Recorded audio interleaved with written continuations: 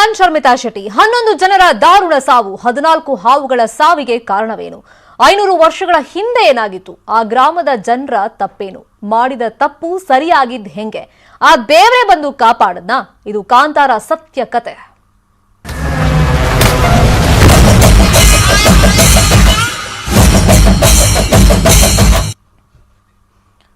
Kantara cinema ಬಹುಶಃ ನೀವು ನೋಡಿರ್ತೀರಾ, ಸೂಪರ್ ಡೂಪರ್ ಹಿಟ್ ಆಯ್ತು. ಕಾಂತಾರ ಸಿನಿಮಾದ ಸದ್ದಿನ ಹೊತ್ತಲ್ಲೇ ಅದೇ ತರ ನೈಜ ಘಟನೆ ಒಂದು ಬೆಳಕಿಗೆ ಬಂದಿದೆ. ಇದು ದಕ್ಷಿಣ ಕನ್ನಡ ಭಾಗದ್ದೇ. ಇದು ಕಾಂತಾರ ಸಿನಿಮಾದಂತೆ ನಂಬಿಕೆ ಹೋಲುವ ದೈವದ ಕಥೆ.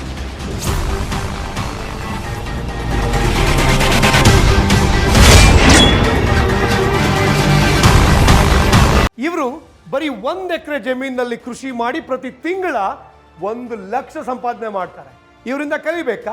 ಫ್ರೀಡಮ್ ಆಪ್ ಅನ್ನ ಈಗಲೇ ಡೌನ್ಲೋಡ್ ಮಾಡಿ.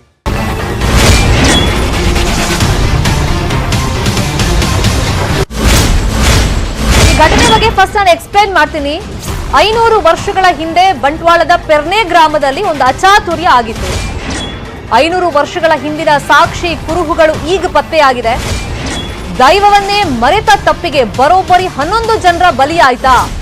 ಕೇವಲ 6 ತಿಂಗಳಲ್ಲಿ ದೈವ ಸ್ವರೂಪದ 14 ನಾಗರ ಹಾವುಗಳ ಸಾವನ್ನಪ್ಪಿವೆ. ಒಂದರ ಮೇಲೊಂದು ಅಪಶಕನಗಳು ಆ ಗ್ರಾಮದಲ್ಲಿ ನಡೀತಲೇ ಇತ್ತು. ಸಾವು ನೋವಿಗೆ ಕಾರಣ ಆಗ್ತಾ ಇತ್ತು. ಜನ ಬೇಸತ್ತು ಹೋಗಿದ್ರು. ನಮ್ಮ ಊರಿಗೆ ಏನಾಗಿದೆ, ಯಾತಕ್ಕೋಸ್ಕರ ಈ ತರ ಅಪಶಕನಗಳು ನಡೀತಾ ಇದೆ ಅಂತ ಹೇಳಿ ಆಮೇಲೆ ಒಂದು ಡಿಸಿಷನ್ಗೆ ಬಂದಿದ್ದಾರೆ. ಅಷ್ಟಮಂಗಲ ಪ್ರಶ್ನೆ ಕೇಳೋಣ, ಅದರಲ್ಲಿ ಏನ್ ಬರುತ್ತೆ ನೋಡೋಣ ಜಾಗದ ಬಗ್ಗೆ ಅಂತ. ಬೇಸಿಕ್ಲಿ ಅಷ್ಟಮಂಗಲ ಪ್ರಶ್ನೆಯನ್ನ ಹಾಕೋದು ಆ ಜಾಗದ ಇತಿಹಾಸವನ್ನ ತಿಳ್ಕೊಳ್ಳಕ್ಕೆ. ಸೊ ಅಷ್ಟಮಂಗಲ ಪ್ರಶ್ನೆಯಲ್ಲಿ 500 ವರ್ಷಗಳ ಹಿಂದಿನ ರಹಸ್ಯ ಬಯಲಾಗಿದೆ. ಜ್ಯೋತಿಷಿ KV ಗಣೇಶ್ ಭಟ್ ಮುಳಿಯಾ ಅವರು ಅಷ್ಟಮಂಗಲ ಪ್ರಶ್ನೆ ಹಾಕಿಸಿದ್ದಾರೆ.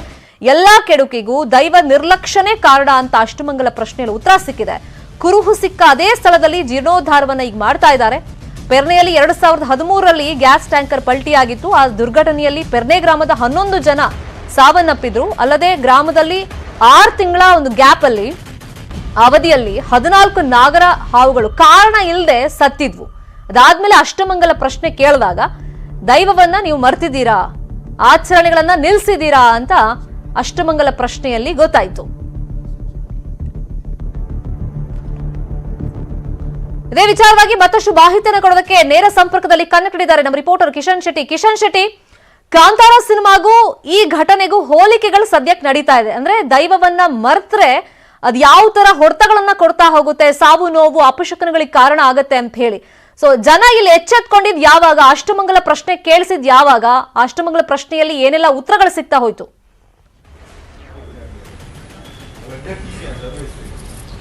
ಶರ್ಮಿತಾ, ಪ್ರಮುಖವಾಗಿ ತುಳುನಾಡಿನ ದೈವಾರಾಧನೆಯ ವಿಚಾರಕ್ಕೆ ಹೋಗೋದಾದ್ರೆ ಇದು ಬಹಳಷ್ಟು ನಿಗೂಢವಾದಂತಹ ಜಗತ್ತು ಅಂತ ಹೇಳ್ಬೋದು. ಯಾಕೆಂದ್ರೆ ದೈವಗಳು ತನ್ನ ಕಾರ್ಣಿಕವನ್ನ ನಂಬಿದವರಿಗೆ ತೋರಿಸ್ತಾ ಹೋಗುತ್ತೆ. ಯಾರು ಅಪಚಾರ ಇಸ್ತಾರೋ ಅವರಿಗೆ ಶಿಕ್ಷೆಯನ್ನು ಕೂಡ ದೈವಗಳು ನೀಡುತ್ತೆ ಮತ್ತು ಒಂದು ರೀತಿಯಾಗಿ ಭಯವನ್ನ ಹುಟ್ಟಿಸುವಂಥದ್ದು ಮತ್ತು ಸತ್ಯ ಮಾರ್ಗದಲ್ಲಿ ನಡೆಯುವಂತಹ ದಾರಿಯನ್ನು ಕೂಡ ದೈವಗಳು ತೋರಿಸಿಕೊಡುತ್ತೆ. ಇದೇ ರೀತಿಯಾದಂತಹ ಘಟನೆ ನಡೆದಿರುವಂಥದ್ದು ಬಂಟ್ವಾಳದ ಪೆರ್ನೆಯಲ್ಲಿ. ಪೆರ್ನೆ ಅಂದ ತಕ್ಷಣ ನಮಗೆ ಗೊತ್ತಾಗೋದು ಪ್ರಮುಖವಾಗಿ 2013ನೇ ಇಸ್ವಿಯಲ್ಲಿ ಆದಂತಹ ಭೀಕರವಾದಂತಹ ಗ್ಯಾಸ್ ಟ್ಯಾಂಕರ್ ದುರಂತ. ಆ ಗ್ರಾಮದ 11 ಮಂದಿ ಆ ಗ್ಯಾಸ್ ಟ್ಯಾಂಕರ್ ಬಿದ್ದ ನಂತರವಾಗಿ ಅಲ್ಲಿ ಬೆಂಕಿ ಉಂಟಾದಂತಹ ಸಂದರ್ಭದಲ್ಲಿ 12 ಮಂದಿ ಸಾವನ್ನಪ್ಪಿದ್ರು. ಆ ಬಳಿಕವಾಗಿ ಸುಮಾರು 6-7 ತಿಂಗಳು ಆ ಗ್ರಾಮದಲ್ಲಿ ಸಾಕಷ್ಟು ಅವಘಡಗಳು ಉಂಟಾಗಿತ್ತು. ಸುಮಾರು 14 ನಾಗರ ಹಾವುಗಳು ಸಾವನ್ನಪ್ಪಿದ್ರು ಮತ್ತು ಹಲವು ಜನರು ಅಪಮೃತ್ಯುಗೆ ಈಡಾಗಿದ್ರು. ಯಾವುದೇ ಕಾರಣ ಇಲ್ಲದೆ ಅವರೆಲ್ಲರೂ ಕೂಡ ಸಾವನ್ನಪ್ಪಿದ್ರು. ಹಾಗಾಗಿ ಬೆಳೆಯೂರು ಕಟ್ಟೆ ಮತ್ತು ಪೆರ್ನೆ 2 ಗ್ರಾಮದ ಜನರು ವೈದಿಕ ಪ್ರಶ್ನೆ ಚಿಂತನೆ ಮೂಲಕವಾಗಿ ಅಷ್ಟಮಂಗಲ ಪ್ರಶ್ನೆಯನ್ನು ಹಾಕಿದಾಗ ಆ ಗ್ರಾಮಕ್ಕೆ ಸಂಬಂಧಪಟ್ಟಂತಹ ಒಂದು ಭಂಡಾರದ ಮನೆ ಅದು ನೆಲ ಸಮಾಧಿಯಾಗಿದೆ. ಆ ನೆಲದ ಅಡಿಯಲ್ಲಿ ಆ ದೈವಗಳಿಗೆ ಸೇರಿದಂತಹ ಪರಿಕರ ಆಗಿರ್ಬೋದು, ಪೂಜಾ ಸಾಮಗ್ರಿ ಆಗಿರ್ಬೋದು, ಮನೆ ಮಂಚವು ಅಂದ್ರೆ ಪೀಠ ಆಗಿರ್ಬೋದು, ಅವೆಲ್ಲವೂ ಕೂಡ ಮಣ್ಣಿನ ಅಡಿಯಲ್ಲಿದೆ. ಅದನ್ನ ಉತ್ಖನನ ಮಾಡಬೇಕು. ಹಾಗಾಗಿ ಆ ಬಳಿಕವಾಗಿ ಈ ಎಲ್ಲ ಸಮಸ್ಯೆಗಳಿಗೆ ಉತ್ತರ ಸಿಗಲಿದೆ ಎಂಬ ಅಭಿಪ್ರಾಯ ಕೂಡ ಆ ಪ್ರಶ್ನೆಯಲ್ಲಿ ಕಂಡು ಬಂದಿತ್ತು. ಹಾಗಾಗಿ ಕಳೆದ 4 ವರ್ಷಗಳ ಹಿಂದೆ ಆ ಗ್ರಾಮದ ಜನರು ಆ ಭಂಡಾರದ ಮನೆ ಎಲ್ಲಿ ಪಾಳು ಬಿದ್ದಿದೆಯೋ ಅಲ್ಲಿ ಉತ್ಖನನ ಮಾಡೋಕ್ಕೆ ಸಂದರ್ಭದಲ್ಲಿ ಹಲವಾರು ದೈವಗಳ ಮುಖವಾಡಗಳಾಗಿರ್ಬೋದು ಮತ್ತು ಪರಿಕರ ಆಗಿರ್ಬೋದು, ಪೂಜಾ ಸಾಮಗ್ರಿಗಳಾಗಿರ್ಬೋದು ಎಲ್ಲವೂ ಕೂಡ ಸಿಕ್ಕಿತ್ತು. ಆ ನಂತರವಾಗಿ ಆ ಗ್ರಾಮದಲ್ಲಿ ಯಾವುದೇ ರೀತಿಯಾಗಿ ಈ ರೀತಿಯ ಘಟನೆಗಳು, ಅಪಮೃತ್ಯುಗಳು ಮತ್ತು ಅಹಿತರ ಘಟನೆಗಳು ಯಾವುದೂ ಕೂಡ ನಡೆದಿಲ್ಲ. ಹಾಗಾಗಿ ಜೀರ್ಣೋದ್ಧಾರಕ್ಕೆ ಆ ಗ್ರಾಮ ಈಗ ಸಜ್ಜಾಗ್ತಾ ಇದೆ. ಫೆಬ್ರವರಿ ತಿಂಗಳಲ್ಲಿ ಆ ಗ್ರಾಮದ ಜೀರ್ಣೋದ್ಧಾರ ಪ್ರಕ್ರಿಯೆಗಳು ಕೂಡ ನಡೆಯಲಿಕ್ಕಿದೆ. ಹಾಗಾಗಿ ಇಡೀ ಗ್ರಾಮದಲ್ಲಿ ಜನ ಈಗ ದೈವ ಪವಾಡವನ್ನ ಬಹಳಷ್ಟು ನಂಬಿದ್ದಾರೆ. ಕಾಂತಾರ ಚಿತ್ರದ ಮೂಲಕವಾಗಿ ಇಡೀ ರಾಜ್ಯಕ್ಕೆ ದೈವಾರಾಧನೆಯ ಶಕ್ತಿ ಅದು ಗೊತ್ತಾಗಿರುವಂಥದ್ದು ಮತ್ತು ಅದಕ್ಕೆ ಹಲವಾರು ನಿದರ್ಶನಗಳು ಜಿಲ್ಲೆಯಲ್ಲಿದೆ. ಇದು ಒಂದು ಅದಕ್ಕೆ ಸಾಕ್ಷಿ ಅಂತ ಹೇಳ್ಬೋದು. Sharmita, fine, thank you Kishan Shetty. ಈ ಕ್ಷಣದ ಅಪ್ಡೇಟ್ಸ್ಗೆ ಇನ್ನು ಈ ಬಗ್ಗೆ ಡೀಟೇಲ್ ಆಗಿ ಮಾತಾಡೋದಕ್ಕೆ ನಮ್ಮ ಜೊತೆ ಇಬ್ರು ಗೆಸ್ಟ್ಗಳು ಜಾಯಿನ್ ಆಗಿದ್ದಾರೆ.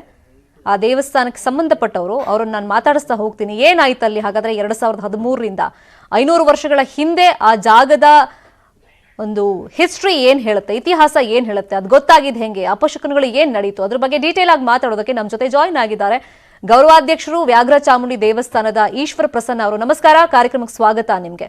ಇನ್ನು ಇದೇ ದೇವಸ್ಥಾನದ ಅಧ್ಯಕ್ಷರಾಗಿರುವಂತಹ ಕಿರಣ್ ಶೆಟ್ಟಿ ಅವರು ಕೂಡ ನಮ್ಮ ಜೊತೆ ಜಾಯಿನ್ ಆಗಿದ್ದಾರೆ. ನಮಸ್ಕಾರ ಕಿರಣ್ ಶೆಟ್ರೆ, ಕಾರ್ಯಕ್ರಮಕ್ಕೆ ಸ್ವಾಗತ ನಿಮ್ಗೆ. ಈಶ್ವರ ಪ್ರಸನ್ನ ಅವರೇ, ನಿಮ್ಮಿಂದನೇ ಆರಂಭ ಮಾಡ್ತೀನಿ.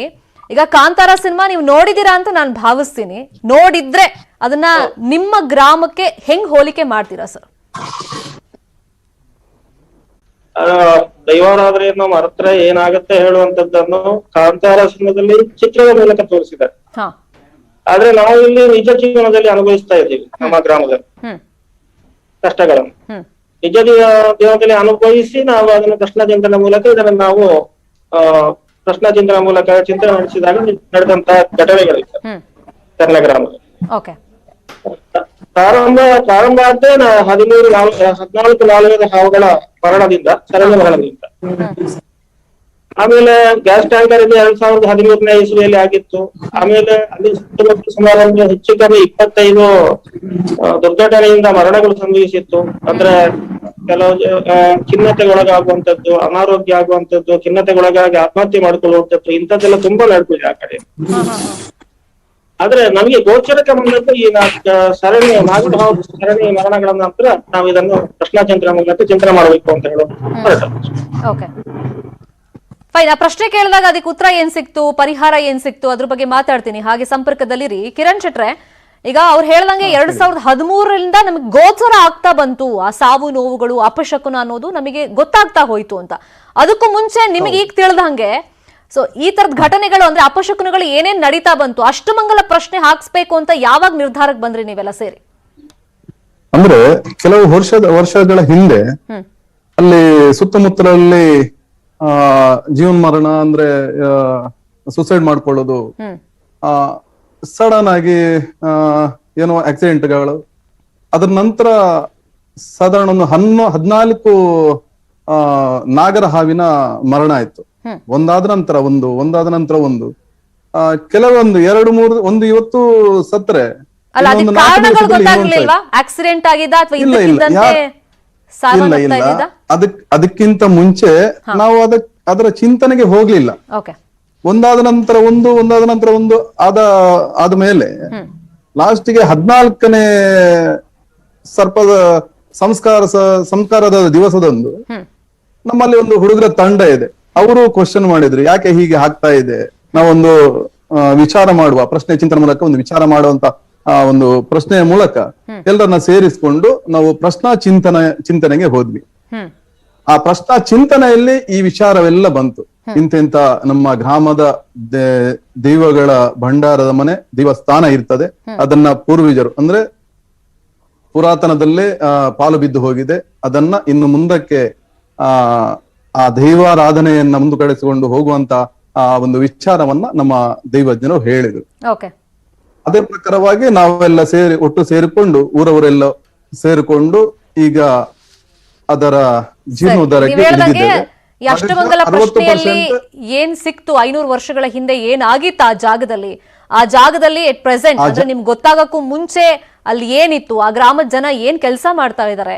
ಆಮೇಲೆ ದಕ್ಷಿಣ ಕನ್ನಡದಲ್ಲಿ ತುಳುನಾಡಿನಲ್ಲಿ ನಾವು ನೋಡಿದೀವಿ, ಪ್ರತಿಯೊಂದು ಕುಟುಂಬಕ್ಕೂ ದೈವ ಅಂತಿರುತ್ತೆ, ಮತ್ತೆ ಗ್ರಾಮದಲ್ಲೂ ದೈವ ಆಚರಣೆ ಅಂತ ಮಾಡ್ಕೊಂಡು ಹೋಗ್ತೀವಿ.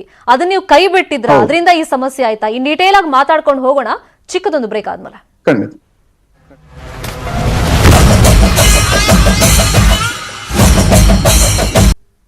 Welcome back. ಬಂಟ್ವಾಳದ ಪೆರ್ನೆ ಊರಿನಲ್ಲಿ ನಡೆದಂತ ಸತ್ಯ ಕತೆ ಬಗ್ಗೆ ನಿಮ್ಗೆ ಅಲ್ಲಿ ಏನಾಗಿತ್ತು ಅಂತ ಸ್ಟೋರಿನ ಎಕ್ಸ್ಪ್ಲೈನ್ ಮಾಡ್ತಾ ಇದ್ರು ಈಶ್ವರ ಪ್ರಸನ್ನ ಅವರೇ. ಈಗ ಅಷ್ಟಮಂಗಲ ಪ್ರಶ್ನೆಯನ್ನ ಹಾಕೋಕು ಮುಂಚಿತವಾಗಿ ನಾನು ಕೇಳ್ತಾ ಇರೋದು, ಅಲ್ಲಿ ತುಳುನಾಡಿನಲ್ಲಿ ಪ್ರತಿ ಕುಟುಂಬಕ್ಕೂ ಒಂದು ದೈವಾರಾಧನೆ, ಒಂದು ದೈವವನ್ನ ನಂಬಿರ್ತಾರೆ, ಅಥವಾ ಗ್ರಾಮದವರೆಲ್ಲ ಸೇರಿ ವರ್ಷಕ್ಕೊಂದ್ಸಲಿನಾದ್ರೂ ಒಂದು ಆಚರಣೆ ಅಂತ ಮಾಡ್ತಾರೆ. ಅಂತ ಆಚರಣೆ ಪೆರ್ನೆ ಗ್ರಾಮದಲ್ಲಿ ನಡೀತಾ ಇರ್ಲಿಲ್ವಾ? ಇತ್ತು. ಅವರವರ ಮನೆಯಲ್ಲಿ ಸ್ವಂತ ಕುಟುಂಬದ್ದು ಹೇಳುವಂತ ಆಚರಣೆಗಳು ಮೊದಲಿಂದ ನಡೀತಾ ಇತ್ತು ಎಲ್ಲ ಮನೆ. ಆದ್ರೆ ಇದು 2 ಗ್ರಾಮಕ್ಕೆ ಸಂಬಂಧಪಟ್ಟಂತ ಆಚರಣೆ ಇದು. ಈ ಆಚರಣೆ ನಿಂತು ಹೋಗಿತ್ತು 170-180 ವರ್ಷಕ್ಕೆ ನಿಂತು ಹೋಗಿತ್ತು. ಇದು ಪ್ರಶ್ನೆಯಲ್ಲಿ ಬಂದಂತ ವಿಚಾರ. ಈಗ ಅಷ್ಟಮಂಗಲ ಪ್ರಶ್ನೆಯಲ್ಲಿ ಏನೆಲ್ಲ ಹೇಳಿದ್ರು? ಪ್ರಾರಂಭದಲ್ಲಿ ಅಷ್ಟಮಂಗಲ ಪ್ರಶ್ನೆಯಲ್ಲಿ ತಿಳ್ಕೊಂಡು ಬಂದಂತ ಇಲ್ಲಿ ಮಾರುತಾರು ಕ್ಷೇತ್ರದಲ್ಲಿ ಪ್ರಧಾನವಾಗಿ ರಾಜ್ಯ ದೈವವಾದಂತ ವ್ಯಾಘ್ರ ಚಾಮುಂಡಿ ಹೇಳುವಂತ ಪ್ರಧಾನ ದೈವ, ಅದರ ಒಟ್ಟಿಗೆ ಇರುವಂತದ್ದು ಅರಸು ದೈವವಾದಂತ ಉಳ್ಳಾರು, ಆಮೇಲೆ ಶಕ್ತಿ ಸ್ವರೂಪಿಣಿಯಾದಂತ ಕೊರತಿ ದೈವ ಇದೆ, ಆಮೇಲೆ ಕ್ಷೇತ್ರಪಾಲನಾಗಿ ಗುಳಿಗೆ ದೈವ ಇದೆ ಅಂತ ಹೇಳಿ ಅಷ್ಟಮಂಗಲ ಪ್ರಶ್ನೆಯಲ್ಲಿ ಬಂತು. ಆಮೇಲೆ ಇದಕ್ಕೆ ಸಂಬಂಧಪಟ್ಟಂತ ಎಲ್ಲಾ ಭಂಡಾರದ ಮನೆ ಈ ಕ್ಷೇತ್ರದಿಂದ 1 ಕಿಲೋಮೀಟರ್ ದೂರದಲ್ಲಿ ಭಂಡಾರದ ಮನೆ ಅಂತ ಇದೆ. ಆ ಜಾಗದಲ್ಲಿ ಭಂಡಾರದ ಮನೆ ಕುಸಿದು ಬಿದ್ದು ಹೋಗಿದೆ. ಬಿದ್ದು ಹೋದ ಮನೆಯ ಅಡಿಯಲ್ಲಿ ಈ ದೈವಗಳಿಗೆ ಬೇಕಾದಂತಹ ಪರಿಕರಗಳು ಎಲ್ಲವೂ ಮಣ್ಣಿನಡಿಯಲ್ಲಿ ಇದೆ. ಅದನ್ನು ಉತ್ಖನನ ಮಾಡಿ ತೆಗೆದು ಸಿಕ್ಕುತ್ತೆ. ಆಮೇಲೆ ಈ ದೇವಸ್ಥಾನಕ್ಕೆ ಸಂಬಂಧಪಟ್ಟಂತ ಒಂದು ನಾಗಬಲ ಇದೆ. ನಾಗಬಲದಲ್ಲಿಯೂ ಕೂಡ ನಾಗನ ಮೂರ್ತಿ ಕಲ್ಲು ಅಂದ್ರೆ ನಾಗನ ಮೂರ್ತಿ ಮಣ್ಣಿನಡಿ ಬಿದ್ದು ಹೋಗಿದೆ. ಅದನ್ನು ಕೂಡ ಉತ್ಖನನ ಮಾಡಿ ತೆಗೆದು ಸಿಗುತ್ತೆ. ಇದನ್ನೆಲ್ಲವನ್ನು ತೆಗೆದು ಈ ದೇವಸ್ಥಾನವನ್ನು ಮತ್ತೆ ಭಂಡಾರದ ಮನೆಯನ್ನು ನಾಗ ಸಾಹಿತ್ಯವನ್ನು ಎಲ್ಲವನ್ನು ಜೀರ್ಣೋದ್ಧಾರ ಮಾಡಿ ಪುನರ್ ಪ್ರತಿಷ್ಠೆ ಬ್ರಹ್ಮಕಲಶ ಮಾಡಿ ಆರಾಮ ಮಾಡಿ ಬಂದಲ್ಲಿಗೆ ಗ್ರಾಮಕ್ಕೂ ಎಲ್ಲ ನಾಡಿಗೂ ಕ್ಷೇಮ ಅಂತ ಹೇಳಿ ಪ್ರಶ್ನಾಚರಣೆಯನ್ನು ಕಂಡು. ಓಕೆ, ಕಿರಣ್ ಶೆಟ್ರೆ, ಈಗ ನಾಗರ ಹಾವುಗಳು ಆ ಭಾಗದಲ್ಲಿ ದೈವ ಸ್ವರೂಪ ಅಂತ ನಂಬ್ತೀವಿ, ಪೂಜೆ ಮಾಡ್ತೀವಿ, ಸರಿ. ಆದ್ರೆ ಅಚಾನಕ್ ಆಗಿ ಏಕಾಏಕಿ ಈ ತರ ಹಾವುಗಳು ಮೃತಪಟ್ಟಾಗ, ಸಾವನ್ನಪ್ಪಿದಾಗ, ಈಗ ಬೇರೆ ಕಡೆನೂ ಪ್ರತಿಷ್ಠಾಪನೆ ಮಾಡಿರ್ತಾರೆ, ಅದೇ ಊರಲ್ಲೂ ನಾಗರ ಕಲ್ಲುಗಳು ಇರಬಹುದು, ನಾನು ಇಲ್ಲ ಅಂತ ಹೇಳಲ್ಲ. ಸೊ ಅಲ್ಲೇನಾದ್ರೂ ಪ್ರಶ್ನೆ ಮಾಡಿದ್ದು ಅಥವಾ ಏನ್ ಸಮಸ್ಯೆ ಆಗ್ತಿದೆ ಅಂತ ಕೇಳಿಸಿದ್ದಿದೆಯಾ ಅಷ್ಟಮಂಗಲ ಪ್ರಶ್ನೆಗೂ ಮುಂಚೆ? ಸಾಧಾರಣ ಪೆರ್ನೆ ಮತ್ತು ಬಿಳಿಯೂರು ಗ್ರಾಮದಲ್ಲಿ ಕೆಲವು ತನ್ನದೇ ಮನೆಯಲ್ಲಿ ಕೆಲವು ತಾಂಬೂಲ ಪ್ರಶ್ನೆ ಅಂತ ಇಡ್ತಾರೆ. ಹೌದು, ಅವರವರಿಗೆ ಬಂದಂತಹ ಕಷ್ಟಕ್ಕೆ ಬೇಕಾಗಿ ಅಲ್ಲಿದ್ದ ಏನಾದ್ರೂ ವಿಚಾರವನ್ನ ತಿಳ್ಕೊಳ್ಳಿಕ್ಕೆ ತಾಂಬೂಲ ಪ್ರಶ್ನೆ ಅಂತ ಇಡ್ತಾರೆ. ಹೌದು, ಆ ತಾಂಬೂಲ ಪ್ರಶ್ನೆಯಲ್ಲೇ ಬಂದದ್ದು ಉಂಟು ಪೆರ್ನೆಯಲ್ಲಿ. ನಿಮ್ಮ ಗ್ರಾಮದ ದೈವವಾದಂತಹ ಕುರುಹು ಎಲ್ಲ ಉಂಟು, ಅದು ಬಿದ್ದು ಹೋಗಿದೆ, ಅದನ್ನು ಸ್ವಲ್ಪ ಪುನರ್ ಪ್ರತಿಷ್ಠೆ ಮಾಡಬೇಕು. ಆದ್ರೆ ಒಬ್ಬೊಬ್ಬರಿಗೆ ಅದು ಮಾಡುವಂತ ಕೆಲಸ ಅಲ್ಲ, ಇಡೀ ಊರೇ ಸೇರಿಕೊಂಡು ಮಾಡುವಂತದ ಕೆಲಸ ಅದು. ಇದು ಈಗ ಲಾಸ್ಟಿಗೆ ಈ ನಾಗರ ಹಾವಿನ ಸಾವಿನಿಂದ ಈ ಒಂದು ಪ್ರಕ್ರಿಯೆ ಶುರುವಾಗಿದೆ. ಈಶ್ವರ ಪ್ರಸನ್ನ ಅವರೇ, ಈಗ ದೈವ ಇತ್ತು, ಭಂಡಾರದ ಮನೆ ಇತ್ತು ಅಂತೆಲ್ಲ ಗೊತ್ತಾಯ್ತಲ್ಲ ಅಷ್ಟಮಂಗಲ ಪ್ರಶ್ನೆಯಲ್ಲಿ, ಇದು 2 ಗ್ರಾಮಕ್ಕೆ ಸಂಬಂಧಪಟ್ಟಿದ್ದು, ಆಚರಣೆ ನಿಂತು ಹೋಗಿತ್ತು ಅಂತ ಗೊತ್ತಾಯ್ತು ನಿಮ್ಗೆ. ಆ ಜಾಗದಲ್ಲಿ ನೀವು ಕುರುಹುಗಳನ್ನ ಹುಡ್ಕೋಕ್ ಹೋದ್ರಲ್ಲ, ಅಲ್ಲಿ ಏನಿತ್ತು ಆಕ್ಚುಲ್ ಆಗಿ? ಈಗ ಭಂಡಾರದ ಮನೆ ಹತ್ರ ಭಂಡಾರದ ಮನೆ ಹತ್ರ ನಾವು ಹೋಗ್ಬೇಕಿದ್ರೆ ಅದು ಹುಲ್ಲು ಪೊದೆಗಳಿಂದ ಮುಚ್ಚಿ ಹೋಗಿತ್ತು ಪೂರ್ತಿ ಮಣ್ಣು. ಸುಮಾರು ಒಂದು 10-15 ಫೀಟ್ನಷ್ಟು ಎತ್ತರದಂತಹ ಗಿಡ ಮರಗಳು ಎಲ್ಲ ಅದ್ರಲ್ಲಿ ಬೆಳೆದಿತ್ತು. ಫುಲ್ ಕಾಡಿನಾಗಿ ಕಾಣ್ತಾ ಇತ್ತು, ಏನು ಕಾಣ್ತಾ ಇರ್ಲಿಲ್ಲ. ಮುಳ್ಳು ಗಿಡಗುಂಟೆಗಳು ಎಲ್ಲ ತುಂಬಿತ್ತು. ಅದನ್ನೆಲ್ಲ ಫಸ್ಟ್ ಗೆ ಕ್ಲೀನ್ ಮಾಡ್ಕೊಂಡು ಮತ್ತೆ ಅಂದ್ರೆ ಅದು ನಾವು ಅದನ್ನು ಉತ್ಖನನ ಮಾಡ್ಬೇಕು ಅಂತ ಆದ್ರೆ ಒಂದು ಕ್ರಮ ಇದೆ, ಧಾರ್ಮಿಕ.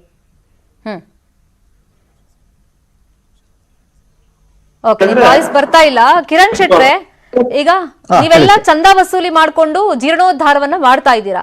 ಈ ತರ ನೀವು ಡಿಸಿಷನ್ ಬಂದ್ಮೇಲೆ, ತೀರ್ಮಾನಕ್ಕೆ ಬಂದ ಮೇಲೆ ನೆಮ್ಮದಿ ಇದೆಯಾ ಗ್ರಾಮದಲ್ಲಿ?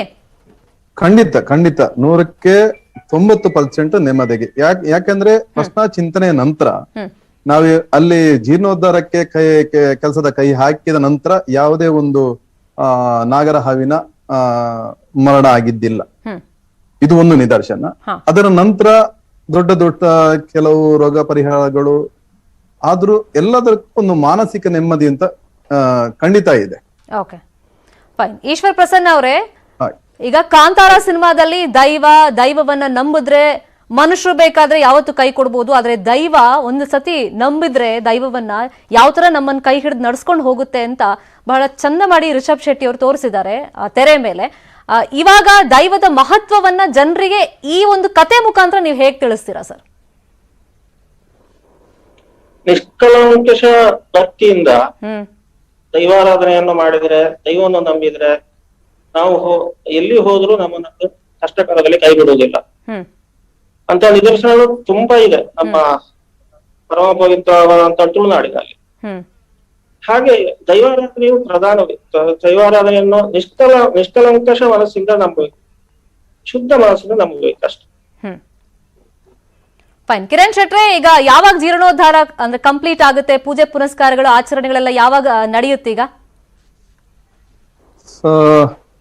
ನಾವು ಇವಾಗಲೇ ಬರುವ ಫೆಬ್ರವರಿ ತಾರೀಕಿನ 22ರಿಂದ 25ರವರೆಗೆ ಜೀರ್ಣೋದ್ಧಾರಕ್ಕೆ ದಿನ ನಿಗದಿ ಮಾಡಿದ್ದೇವೆ